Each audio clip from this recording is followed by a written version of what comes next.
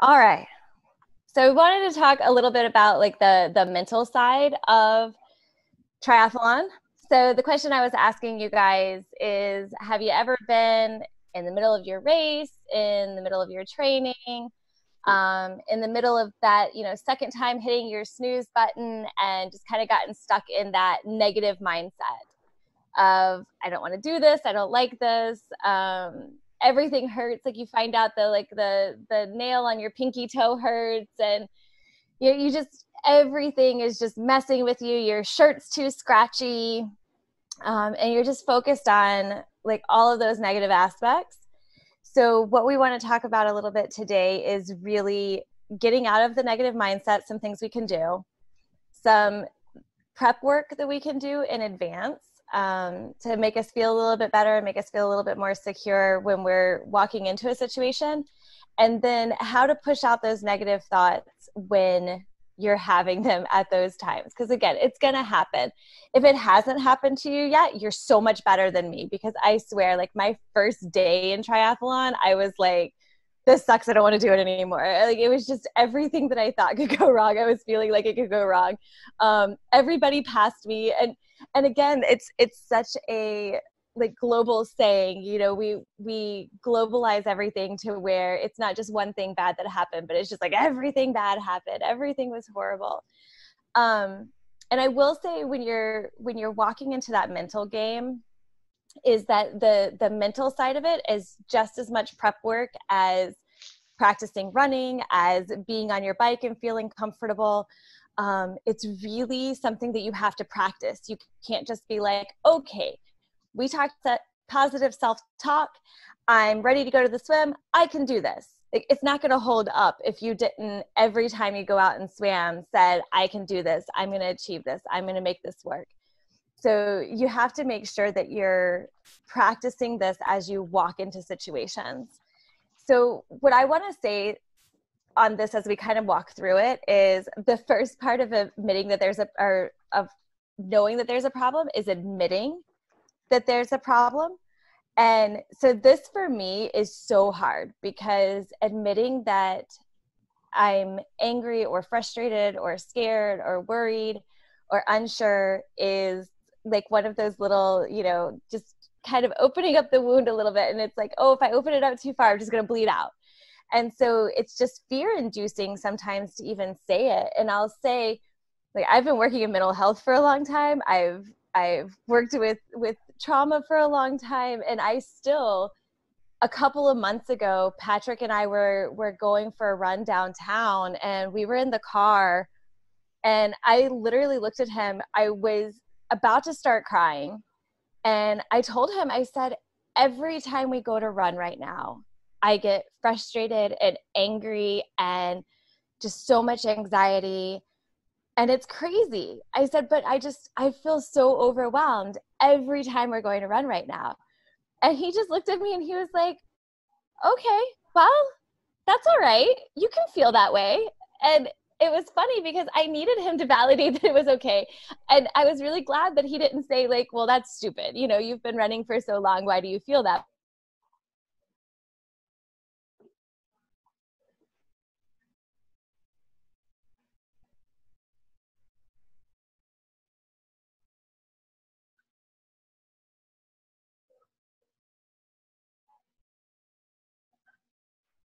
Good. And just light up when somebody says to him, yeah, she's like right behind me. And, or she's coming, she's pushing hard. Like you can tell that support is there, and that care is there. And honestly, he's kind of become a support for some of the rest of us. Like he's, run and gotten things during races, or he's done different things for us.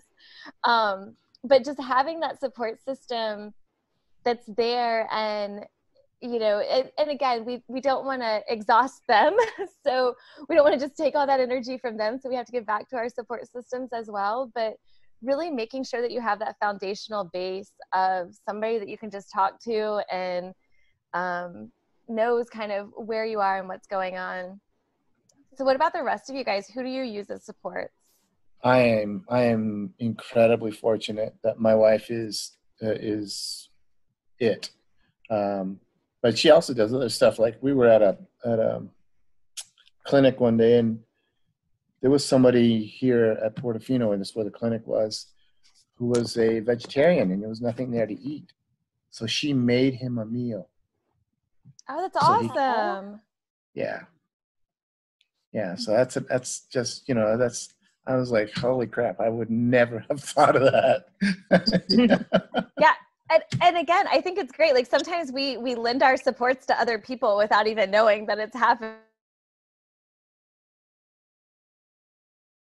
It's just, they're just there, and they kind of encourage entire community. Yeah, so and absolutely. she has been single race I have done. That's for the last awesome. 26 years. Yeah. That's amazing. That's a lot of races. Yeah, it's a lot of time.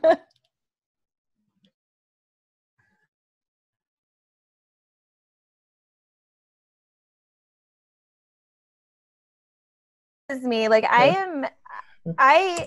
because Patrick and I both race, and Patrick and I both, work out together. And so sometimes we have a built-in support system, and sometimes we have an antagonistic built-in support system.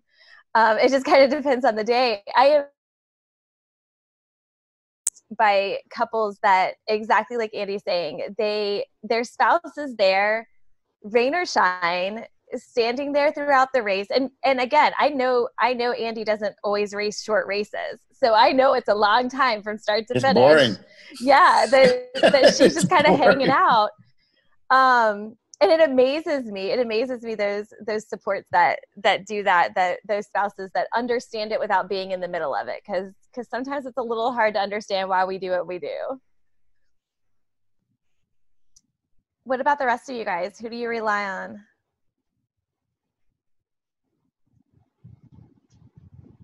Well, there's a few people I see pictures of that I rely on. Kelly and Val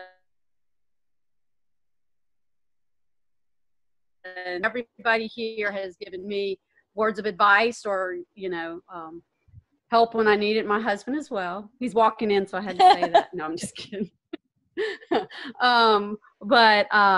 Yeah, I think a lot of fellow triathletes can really help you when you're down or having a tough time with it. They can help you and get you back up. Absolutely.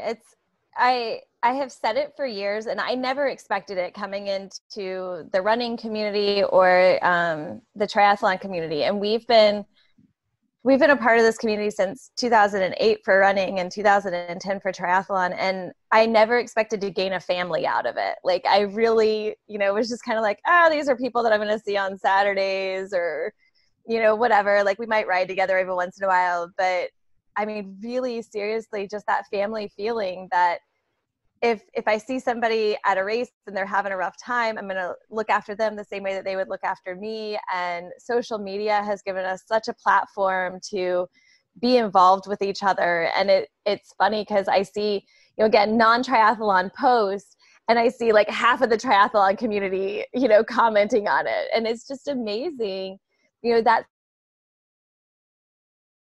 part of. And I don't know, for me, it was very unexpected. I didn't know that it existed, and it certainly has just been amazing. Even when you go to other communities and you're racing or participating in events that they have, and just that welcoming of you, everybody is so great and so friendly and so helpful. I've never, felt like on a race that I was ever by myself. So again, I encourage you guys, build your support network, but also make sure that you give back to your support network. So I kind of think of our energy as a cup, and we can pour that cup, and we can take from other people's cups. But those people that we're taking from, we've eventually got to give back to their cups. So making sure that, if you went out for a 6-hour bike ride, you're a little bit understanding if, your spouse or your friend needs a little bit of time to, go to a movie and a pizza kind of thing, because they've been supporting you this whole time. So just making sure that we're giving back and having a healthy support system. So the next thing I want to talk about is leading up to the race and visualization. So this is huge. We don't implore visualization enough in our lives, whether it is our work life, our family life, but really helping ourselves to become comfortable in the situation, and walking through a visualization of a race. So how many of you guys have done this before? Absolutely. Swear by it. Yeah. Yeah. So if you haven't done this, so I will say this is probably the only way that I survived my first Ironman race. It's also, I can tell you honestly, the only way that I survived my first 5K race. And but what I did was, I didn't know how in depth it was. I guess I knew about it conceptually, but I didn't know how in depth it was. And I was standing the race that we were doing, the start line, the finish line. And so I looked at that finish line, and we were not like trying to podium. I was just trying to live to the finish. Like, I was so incredibly happy to have survived. And I didn't care that I was running behind 70-year-olds, and I was running. Like, that was my,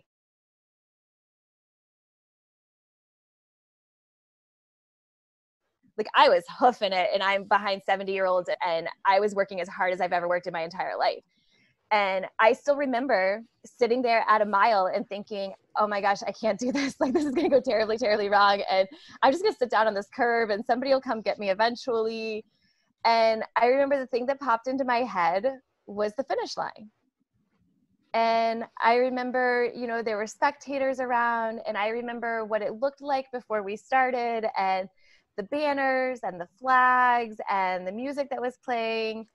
And I just kept thinking, one step closer to the finish line, one step closer to the finish line. And I just kind of put it in my head of like this little map where, kind of like how Pac-Man works, where you just see like the little dots.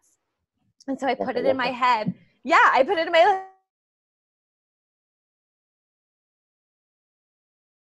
tell you, my first 5K, I cried more than my first Ironman, because I never thought I was going to get to that finish line. And just finally seeing it for real was absolutely amazing.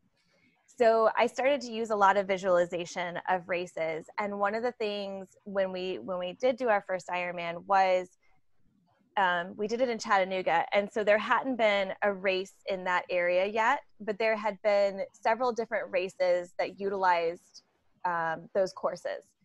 And so the internet is wonderful. YouTube is great.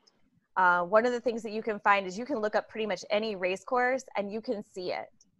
And so I sat there and I was like, you know what? I want to see what it looks like. I just want to see bits and pieces. I didn't want to take away the complete surprise, but I wanted to see bits and pieces of it. I wanted to see what it would look like out on the bike. I wanted to see what the marathon was going to look like. I wanted to see, you know, what underneath the bridges looked like. And so I started doing that. And then I started watching a whole lot of finish lines for Ironman, just pumping myself up, just watching all the motivational videos from Ironman that all show just straight finish lines. And every night before I would go to sleep, I would start with the first time, and you don't really know what's next, but being able to picture it and having some knowledge of being there before was incredibly helpful for me. So Andy, you said that you use visualization. So what kind of things do you use in your visualization? Well, I first learned it. I've been doing judo for a long, long time. And so we started doing that. At the end of every session, you close your eyes and try to visualize. I mean, totally visualize, see it, smell it, taste it, you know, some little piece. So if you extrapolate that, it's very similar to what you're talking about, where you see yourself walking into the water and you can feel that water on your legs. And if you have a wetsuit, it's cold water. You can feel that cold water sneaking up your legs, right? So, and so you visualize that as you walk in. And I remember one time I was really struggling with open water, and this one lady said to me, "Well, your problem is you're not swimming on top of the water." I looked at her like she was crazy. She goes, in here. You're not swimming on top of the water in here." And I was like, oh, wow, you know. So now when I start practicing for a race in my head, just like you're talking about, I visualize and think about swimming on top of the water and getting that catch and just going through the process, Yeah. going to the next buoy. And like you, I'm on the web. I've got it all mapped out. I know exactly how long, you know, I know whether I'm taking a what everything left-hand looks like, turn where or a it goes. right-hand turn. Yeah. And there's another thing too, and I've done this for the really big races, is I pick something like the Semper Fi or multiple sclerosis or some particular cause that I will either raise money for or give money to. And then I'm not training or racing for me at all. I mean, I'm out of the picture. Right. I'm doing so it your for purpose somebody, a much changes. bigger picture. It completely changes the equation. And it makes it a lot easier to get your workouts in, because there's so many times when I don't want to go. Right. Yeah. Yeah. And it is that accountability to something else definitely Yeah. helps with the mental game, whether it's another person or a Yeah. cause like you're talking about. Yeah. It definitely helps with that mental piece, because I'm not just getting out of bed at 4:00 in the morning for myself. I'm doing it to be better for this Right. purpose. Right. Absolutely. But the Do any of the- visualization part, you can break it down in as small a piece as you want. Yeah. And then it doesn't matter where you put it. Just pick that piece and really see it. Close your eyes and see your handlebars, your hands on the handlebars. You can see that. For me, I can see the sweat dripping off my wrists as I'm sweating like crazy on a hot sunny day, right? And you feel it. And then when it happens, you're like, oh yeah, it's what it's supposed to be. Right. This is where I'm supposed to be. This is what's supposed to be happening. Yeah. Absolutely. Yeah. And it's also that drive piece. If I can visualize it, then on race day, I know I can do it. Right. Like Yeah. it helps me to translate. The other thing you want to do is practice. I have a flat. Yeah. What does that look like? How am I going to react? What does it feel like? Yeah. Oh crap. There goes my time. It's okay. I'm not going to win anyways. You know, I'm out here to have fun. Definitely visualizing what can go wrong is really helpful. I do that a lot when I'm practicing for longer distance things. Yeah. And it's usually because I've had something go wrong. Of course. So it's like, well, what am I going to do the next time this happens? Because clearly the way I reacted to it probably wasn't the best way the first time. So what am I going to do the next time? And what does that look like? And like you said, what does that feel like? So allowing myself to feel that anxiety, that emotional side of it as well, because we all know if you're in the middle of the race and you get a flat, you're going to have that anxiety piece. You're going to have that, oh my gosh, how do I get out of people's way? How do I, get and over to the side? Remember to tell yourself it's okay. Yeah. Right? Tell yourself it's okay. This is all right. It's okay. It happens to everybody. Normalize it for yourself. Absolutely. Does anybody else use any visual tools? Well, I don't. Well, when I visualize, and I put this in the comments, the chat. When I visualize, it's literally just what I would see, or maybe what I would hear. So, you mentioned our first Ironman, when that didn't go very well for me. For the second one, I remember my visualization was like the last mile. I spent a lot of time focusing on the last mile because I didn't make it there the first time. So I really wanted to get to that point the second time, and I did. But when Andy was talking about it, it's never even dawned on me to even consider during my visualization water temperature or any sort of tactile feelings or smells or anything like that. So that's a really, really cool concept, and I don't know how I've missed it for so long. One of the lives with a therapist. I know, right? I have no excuse. So one of the other things. Doesn't listen to the therapist. One of the other things that kind of pinged when you guys were talking about it with the visualizing, how you're going to feel when you get a flat. Absolutely, yeah. You want to kind of have that stuff in the back of your mind. You definitely don't want to dwell on it. And in a similar vein, you kind of want to visualize how you're going to react if you get hurt.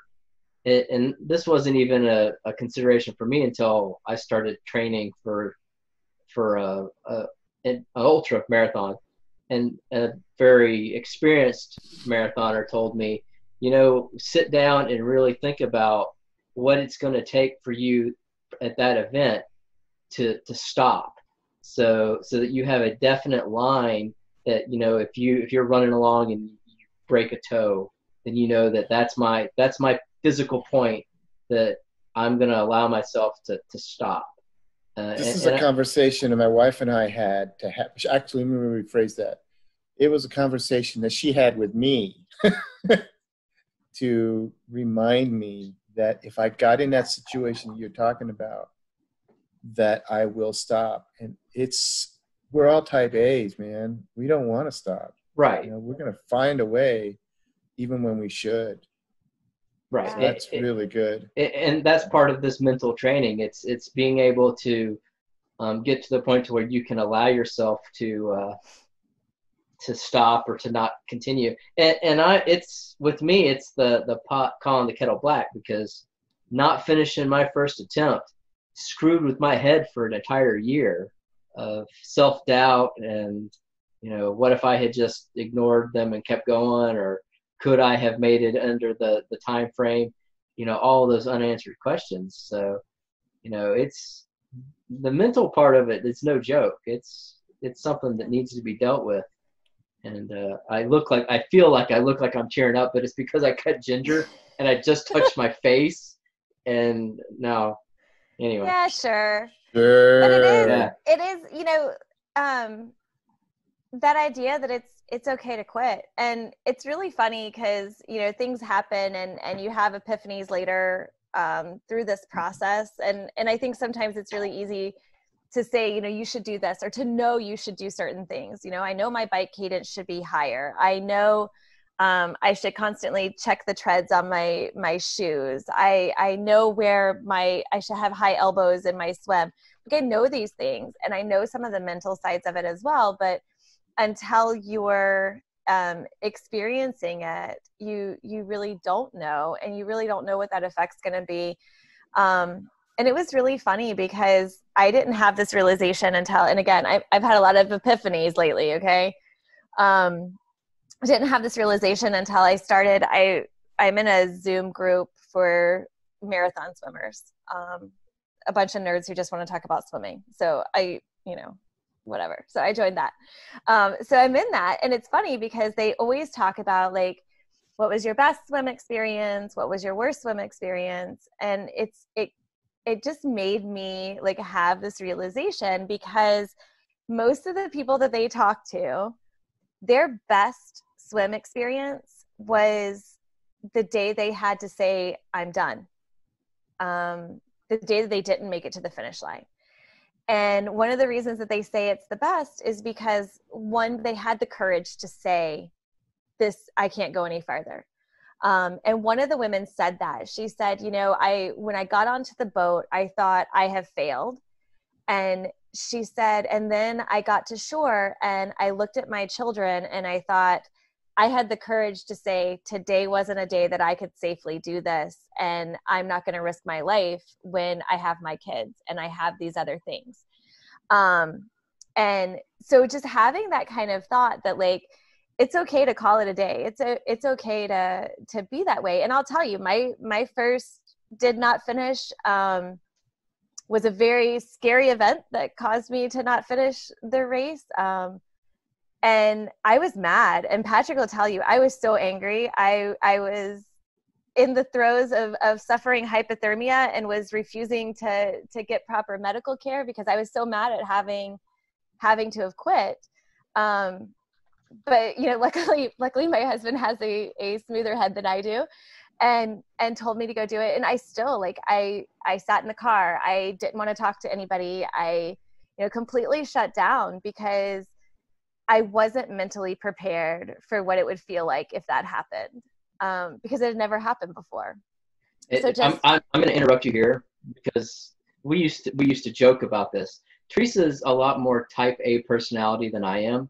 So the fact that my DNF hit me as hard as it did is unusual. But we literally had conversations about her and how I dread the day when you DNF, because I'm going to have to deal with the emotional distraughtness of that situation.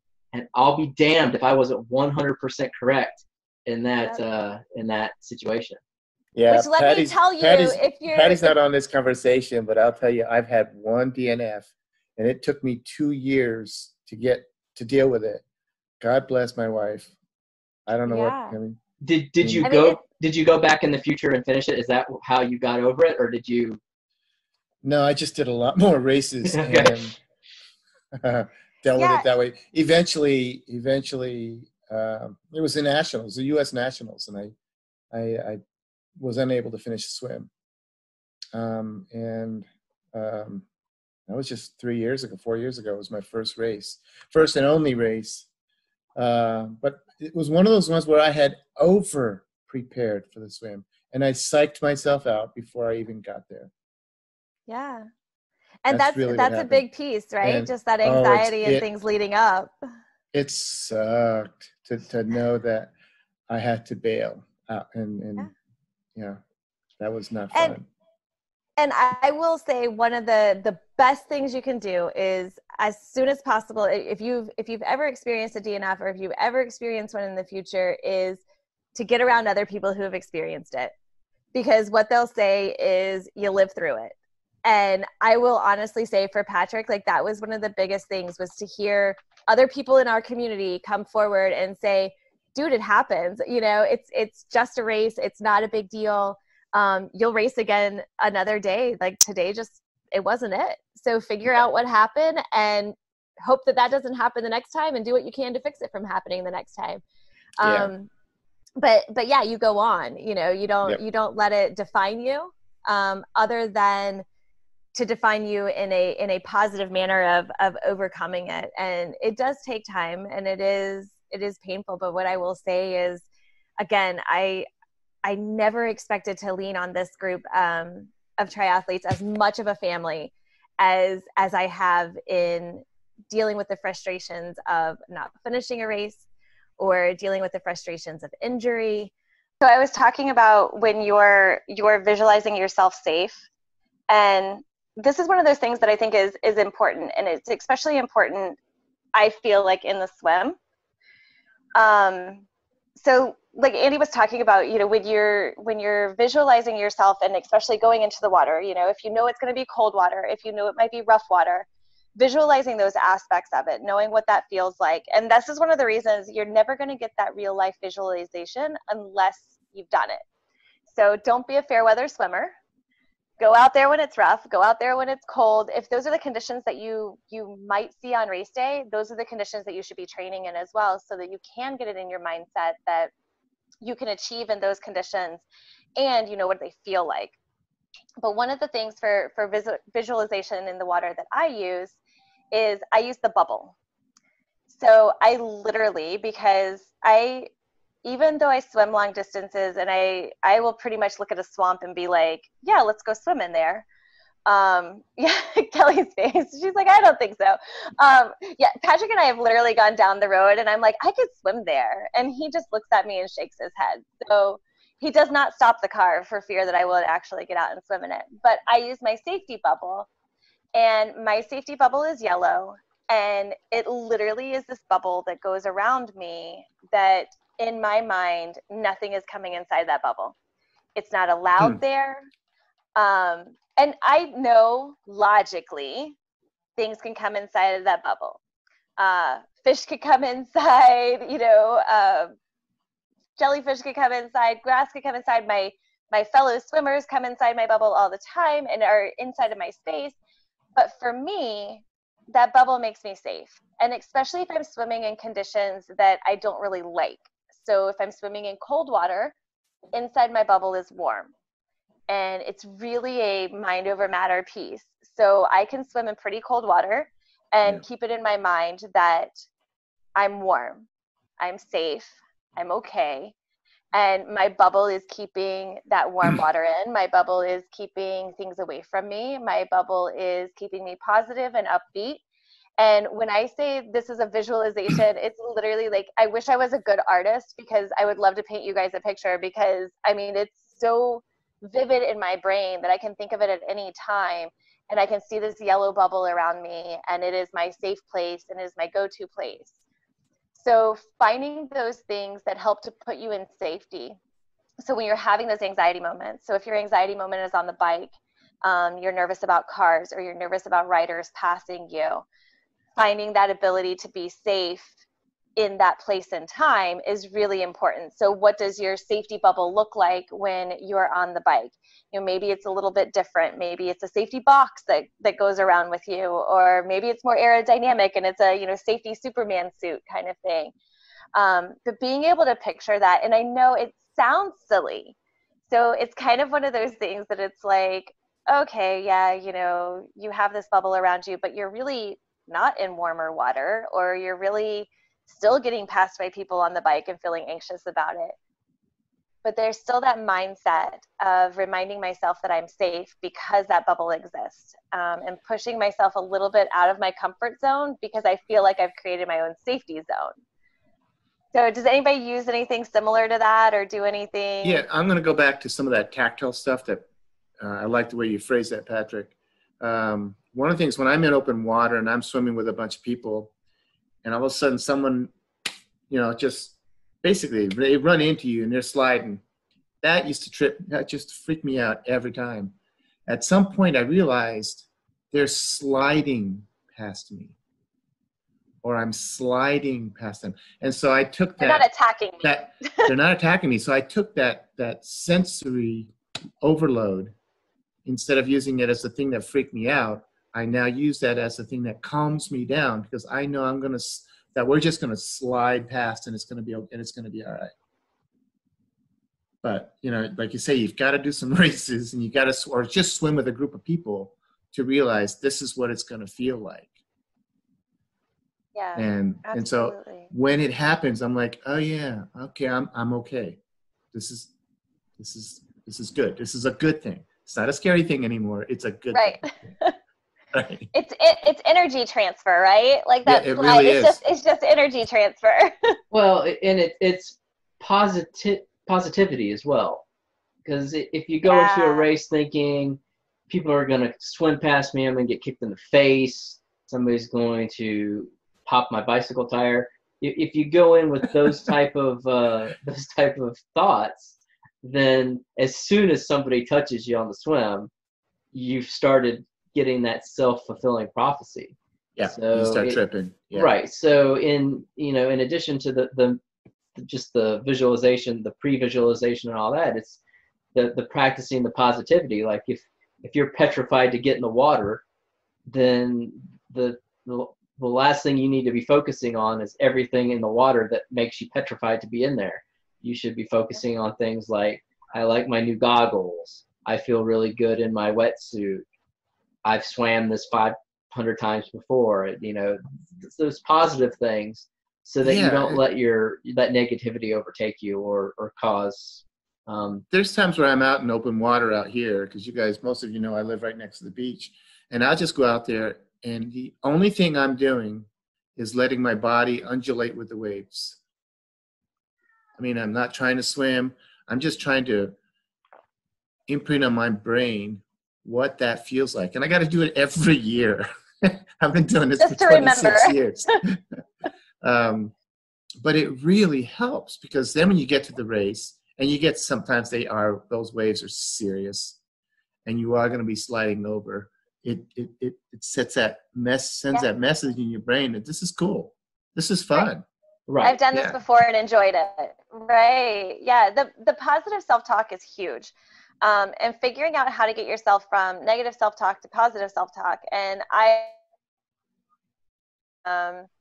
Patrick knows, if I'm showing up to race and I'm having a bad day, I've got a magic marker and I've like written things on my wrist, or, you know, on the top of my knee where I'll see it when I'm pedaling, just so that I have those mantras there. And so, you know, it's really helpful to have those thoughtful pieces for you guys. So what are some mantras that you guys use? I'm sure you guys have some.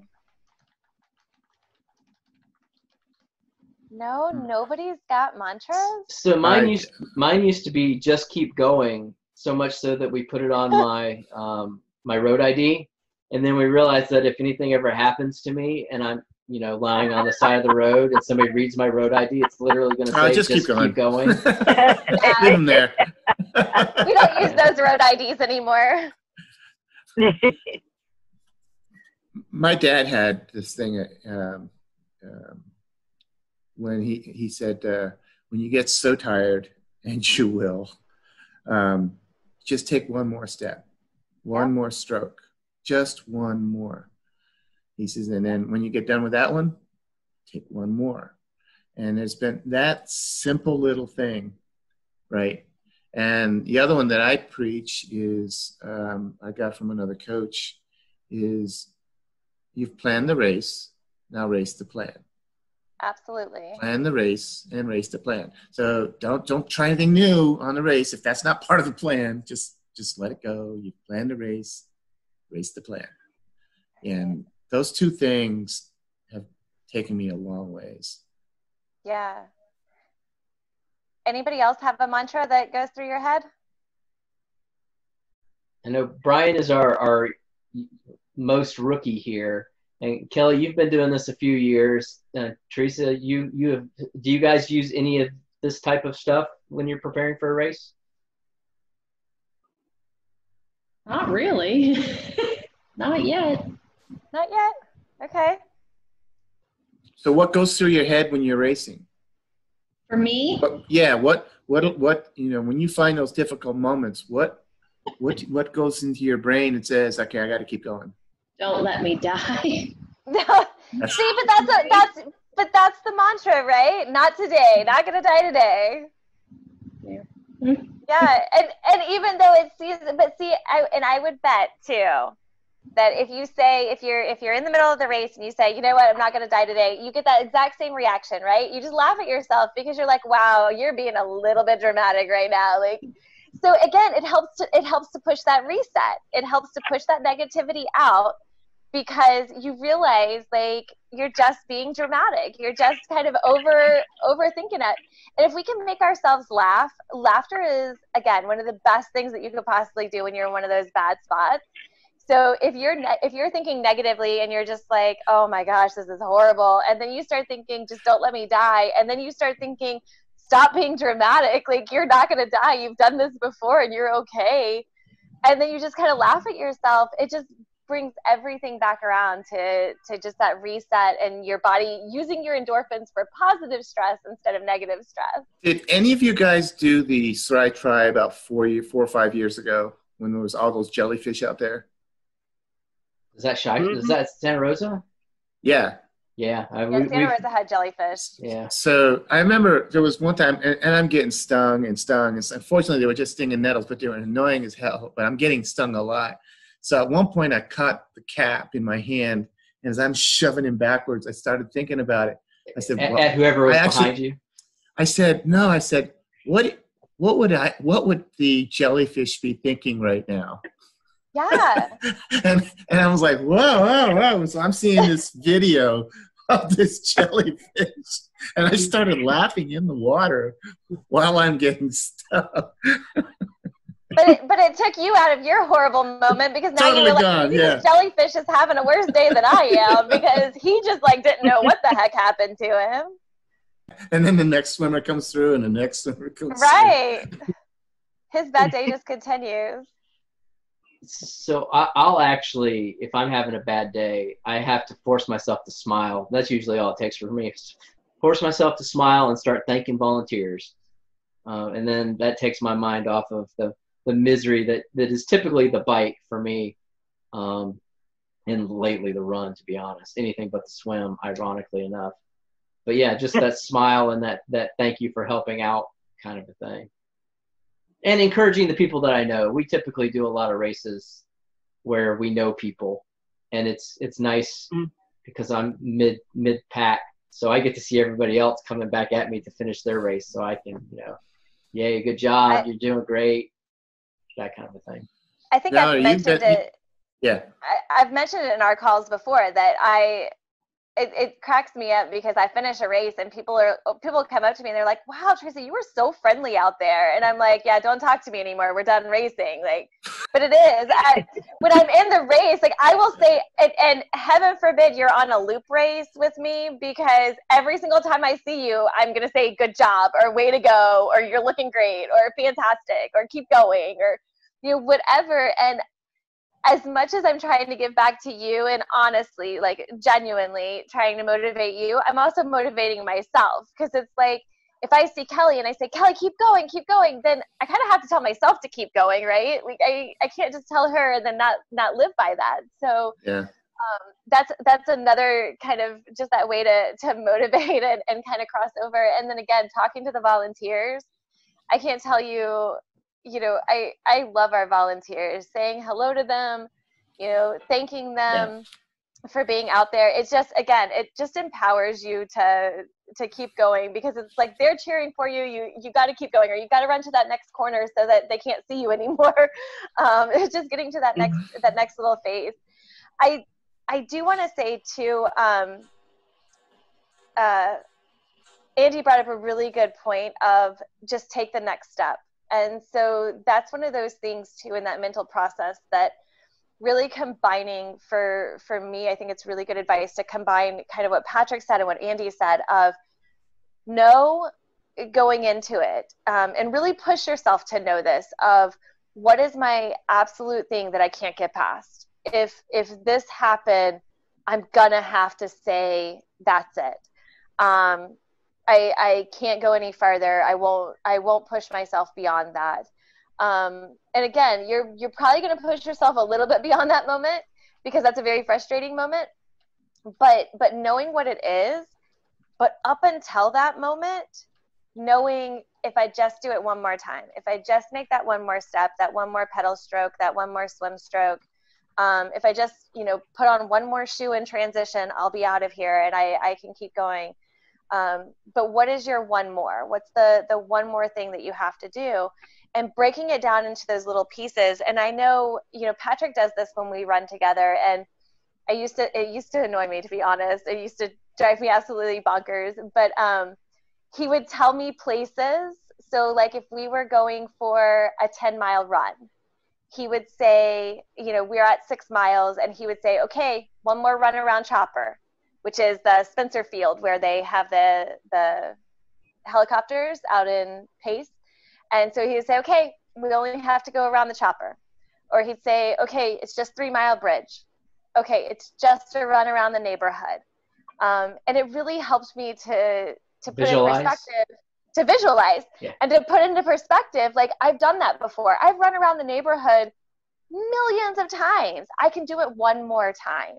I've run around Spencer Field, hundreds of times. I can do it one more time. I've pedaled from Fort Pickens to, Park West 100 times. I can do it one more time. And so just kind of breaking down your race as well into manageable pieces of, once I do it once, I just do it over and over again. And, it's kind of one of those, like, if I make it through the next 5 minutes, the only thing I have to do is make it through the next 5 minutes. And then I just make it through the next 5 minutes. And people laugh at me again. And I said this when we were talking about the bike, but having your happy and rewarding yourself for that one more step or that 5 more minutes, which is what I do with my peanut M&Ms, is giving myself that reward, giving myself that positive for, hey, you made it here. And it doesn't matter in that 5 minutes if I only made it, 200 yards, or if in that 5 minutes I made it a half a mile. It doesn't matter which one of those it is. I get a reward for making it 5 more minutes.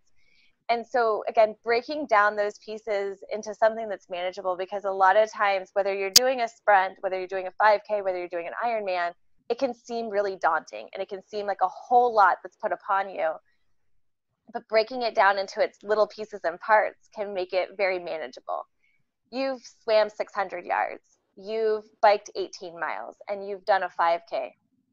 Now, yeah, you're going to have to do it all together, but you've done it all before in different increments. So having that positive reminder for yourselves, and that's why I say having a mantra that kicks in that you've been saying all during training, good training days, bad training days, having that mantra that you have that you can say when you're on that race day really does help to keep you grounded and keep you in the here and now and keep you focused on getting out of your negative mental self-talk and into your positive. And like I said, for me, I have to write it on me. And so I use things that come in initials.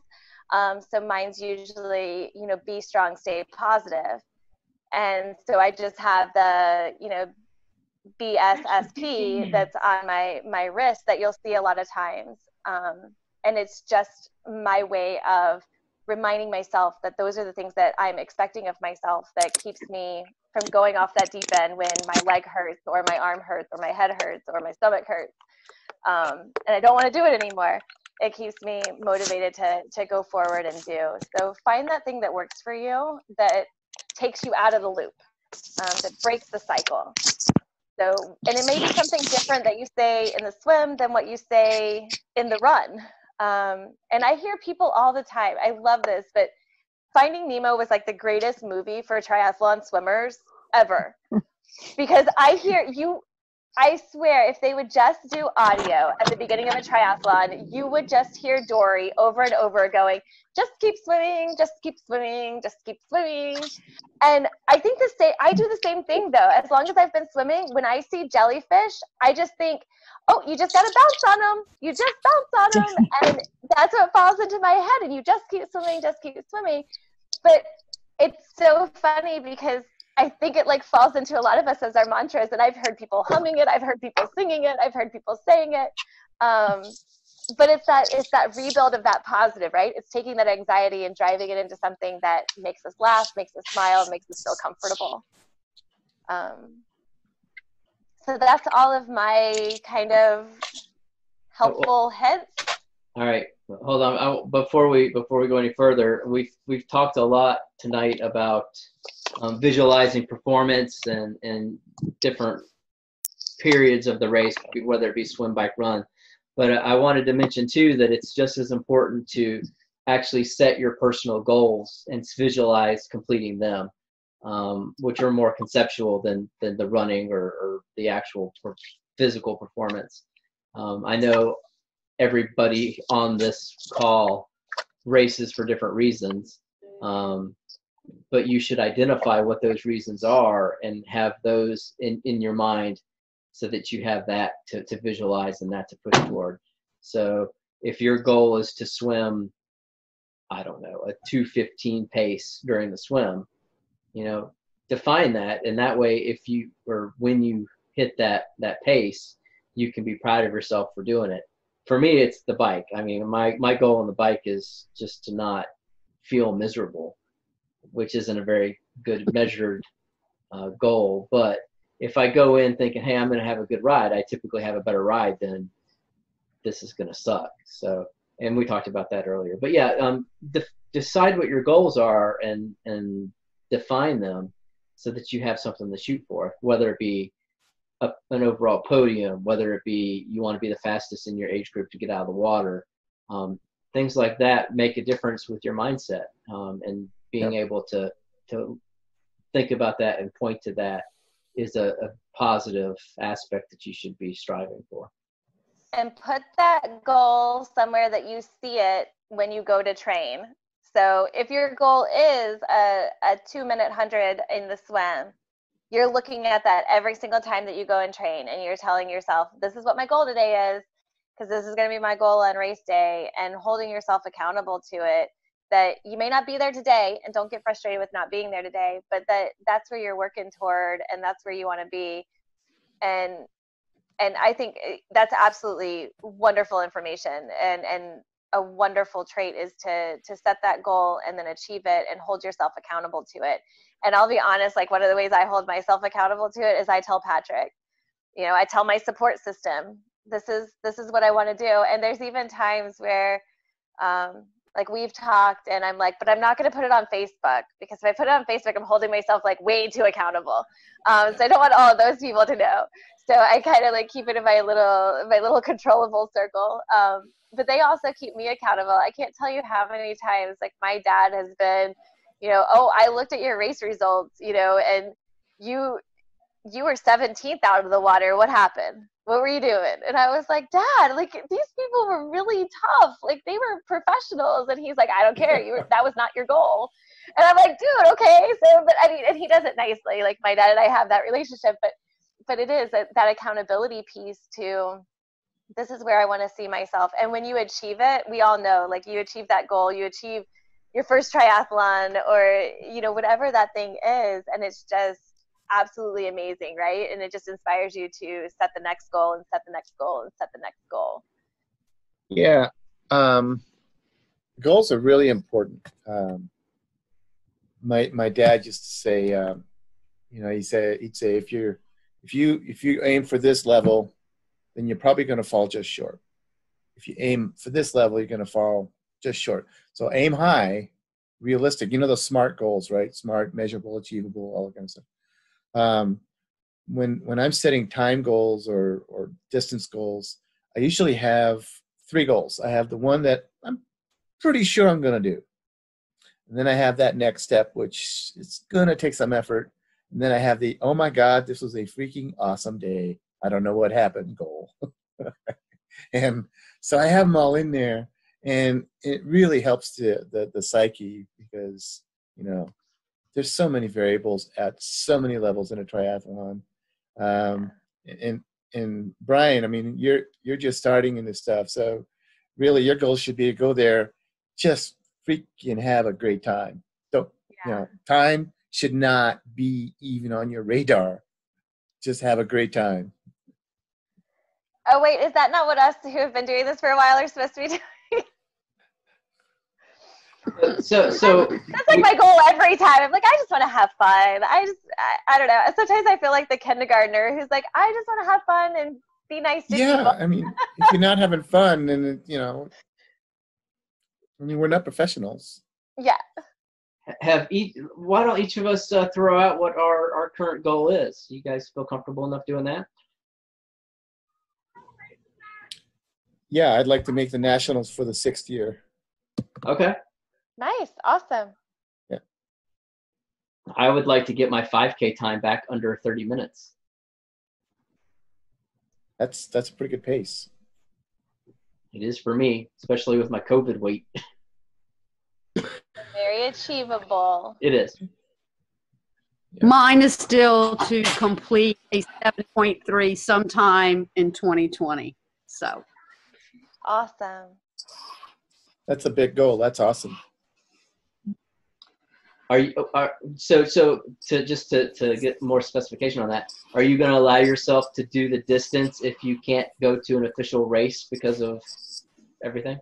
Yes, I've had to accept that I may not be able to do a half Ironman, but I will sometime before the end of the year complete a 70.3 as if it was a race day. Yeah. Well, I'll tell you what, there's a whole lot of triathletes out here that will be more than happy to be your support group, get you through that race. Yep.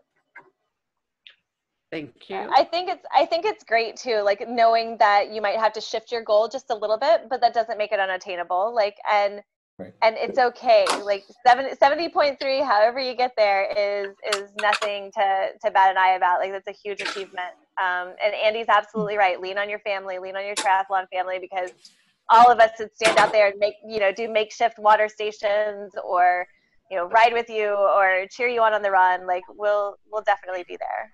Yeah. Kelly, how about you? Thank you. Oddly similar to Teresa's. I've been training and just want to finish and know that I can do that distance. The race is probably not going to happen like I thought it in Augusta, but I will still do it here. Awesome. So it sounds like we might be putting on a homegrown race here soon. Yeah, that sounds like a DIY coming up, man. Valerie, do you have one that you want to throw out there? Sorry, I'm trying to get some stuff together for work. I just want to get some more races in. I don't really, this year was not about goals. 2020 it's just been a tough year for me. So it's just a matter of, I just want to do some races and hang out with my tri friends and just enjoy being together. I do want to, I've signed up for a few races, Alabama Coastal, Tri, and Challenge Daytona, the sprint. So, yeah, just try and get through the year. That's my goal just right now. That's awesome. Yep.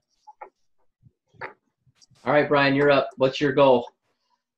When I started the year, my goal was just to do a triathlon because I've done marathons and I've done a lot of 10-mile plus swims and everything else just in my past. So, but I've never done a multi-sport type event. So the goal was this year just to do one, but I did that 2 weeks ago.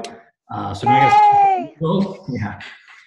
And I've signed up for 4 more triathlons, 2 more sprints, and 2 Olympic distances this year. You drank the Kool-Aid. Yep. I got some good advice. They said stay away from anything that's not Mississippi and Alabama because we're canceling all of those. But Alabama, Mississippi, we like because they're gonna let us keep going. So. Yep. Hey. You zooming? Yep. I'm zooming. Yeah, I'm so zooming, everybody. My goal is just to finish those. I wanted.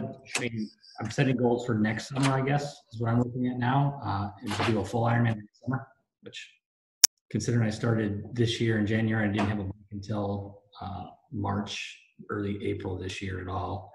I think it's pretty sporty, but that's would be my goal this summer to do a full Ironman. That's awesome. Wow. I just want to point out that there are 3 official marathon swimmers on this call. Just want to throw that out there. Wow. Isn't Andy, aren't you a marathon swimmer? Have you done a 10K? I have done a 10K swim. Well, there you go. Okay. All right. That makes 4. And Ironman. So, Right. there's a bunch of us that have done Ironman too here. So, Yeah, that we found out, and this is completely not related to anything we talked about tonight besides long swims, but you're considered a marathon swimmer if you swam a 10K or longer swim. So Teresa, I take great pride in the fact that Teresa and I are on a level categorization of swim because I am as well a marathon swimmer. However, he is not an ultra swimmer. That is true. Teresa, I think you're the only. Did you throw out your goal for the year? I don't think I did. My goal for the year is being more comfort, and I can't really do this as much now, but pushing myself in the swim to my discomfort levels so that I am prepared to push myself when the water is the discomfort versus my body being the discomfort. So wait, when you say discomfort level, are you talking about where you feel like your heart is actually working, or do you feel like you're... Okay. So I have well, probably in all sports, but especially in swimming, what my primary care physician said it best and called lizard brain, which is basically I can pick the pace and I can stick at that pace literally all day long, and my heart rate never goes up, my breathing never goes up, I'm never winded at any point, and I can just do that all the time. So my goal this summer is to push myself beyond that point and quicken my swims so that when I'm in cold water, hopefully I will have adjusted to pushing myself for speed so that my discomfort comes from the cold water and not from the trying to swim faster. Since next year will be hopefully my attempt at SCAR, so that's my goal. All right. Try harder. Try harder. Yeah, work harder. Work harder. So you mentioned that was all on your list of things to talk about? Yeah, I think so. I think we've kind of covered it. The pre-race mental planning that, and like Andy said, plan your race your plan. And that comes in training, that comes before you ever step on that start line. Visualization, both visualizing the experience and visualizing kind of your safe spot, that spot that you feel comfortable in. having your positive mantras that are going to stop your negative thinking, finding ways to just kind of make yourself laugh and giggle and have your little happy moment when you're out there and you're pushing yourself and you're at that point where you feel like it may not be okay anymore. Knowing what's going to be your pull out, what's going to be your, I can't go any farther, this is it, and starting to adjust to the idea that may happen one time and what it's going to feel like, and utilizing your resources then and through your training and on race day to utilize your support system, but also, again, like we started this, give back to your support system and create a balance there in your life so that you're both being positive for each other. I think that's everything. Well, a lot. We always open the end up to questions or comments or anything that you guys want to talk about. So if you guys have anything, let me apologize first for all of the technical issues that we had today. I really don't know what the hell happened besides our internet crapped out and I accidentally unplugged the router, but it all resolved. So yeah, questions, comments. I just want to make one comment, and Teresa, thank you for reminding me that we need to thank the people who help us along the way. I mean, that's so important. That is so important, because it's not just good for you, for them, it's also good for you. Absolutely.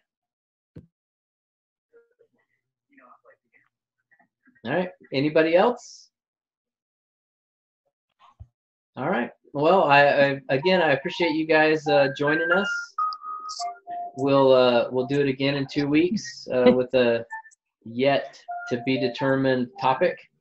And if there's something that you guys want to talk about, shoot me an email or Facebook message or something, and we'll get it going. Thank you, everybody. This is good. All right, Thank guys. you very Thanks. much. That was fun. Good night, everybody. Good night. Guys, Bye. good night.